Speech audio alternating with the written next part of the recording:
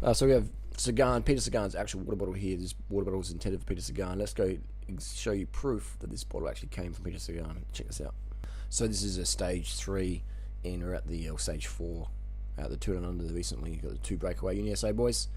Up the road. Beautiful day for it. Very, very, very, very hot. And the peloton behind was just letting them get a bit of a lead. Wasn't going full gas.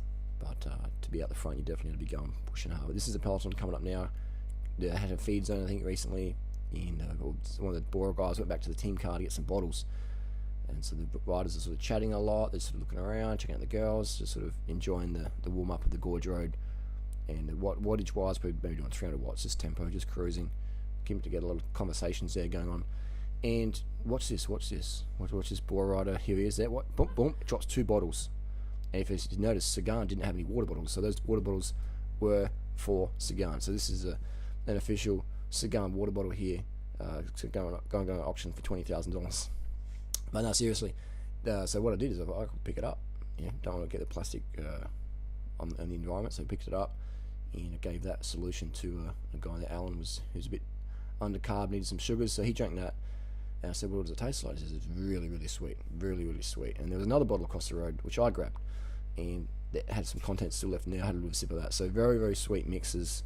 What we hear was what we see with that, and we know Peter Sagan's very famous for his consumption of glucose lollies before, during, and after the race. Often he's doing the interview and he's like stuffing in gummy bears, etc. Just glucose fructose solutions, high sugar.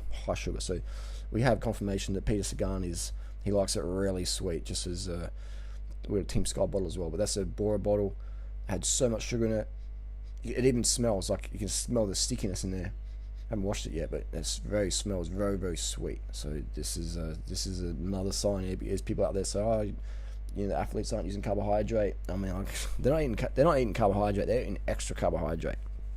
So I don't know how dumb someone has to be to think that you can perform on a low carb diet when you have guys like Peter Sagan, the world champion, winning stages here in Adelaide, just guzzling sugar, and they're only like 10 k's into the stage, and he's already guzzling sugar down.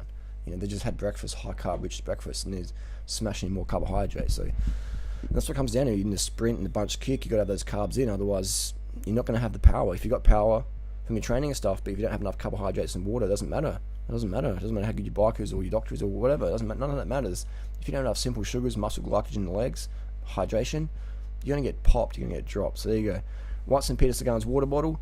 Lots and lots and lots of sugar. Lots of sugar.